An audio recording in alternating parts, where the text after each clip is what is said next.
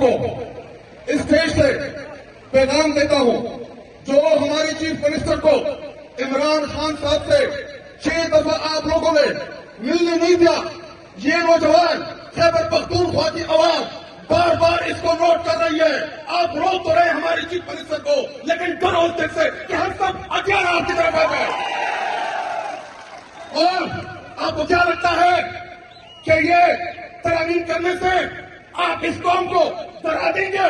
آپ نے 26ویں آئینی ترمیم کی، ہم ٹوٹتے ہیں اس کے اوپر،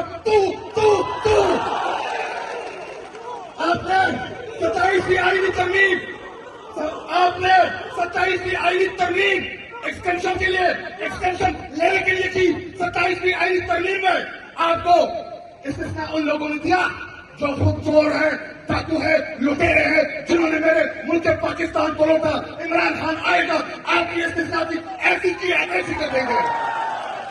اور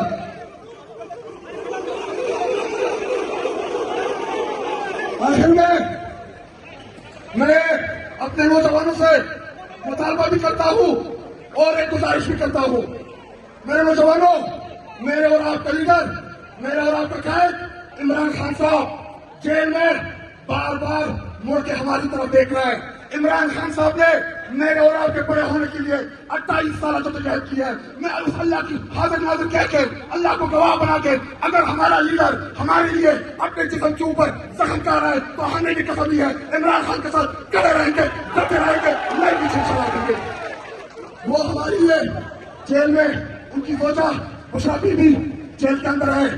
میں پاکستان کی اسٹیبلشمنٹ کو کہتا ہوں، میں پاکستان کی تمام عسکری قیادت کو کہتا ہوں کہ سمجھ جاؤ، چلے جاؤ، میں تو میرے چیزوں سے اگر آپ جیل گئے، ان سے بات کی پاکستان کے لیے، میرا لیڈر انشاءاللہ ہمیں اعتماد ہے کہ پاکستان کے لیے وہ آپ سے ضرور بات کرے گا۔ اگر آپ کو یہ لگتا ہے کہ ہم عمران خان کو ڈرا دیں گے، ہم عمران خان کو کمزور کر دیں گے، پور ہے آپ کی، عمران خان کو یہ نوجوان جانتے ہیں، آپ نہیں جانتے۔ اور مجھے صاحب آپ کو اس پرنٹال کو گواہ بنا کے کہ انشاءاللہ میرے خیبر پختونخوا کے نوجوان آپ کا ساتھ نہیں چھوڑیں گے۔ آپ عمران خان کے سپاہی ہیں،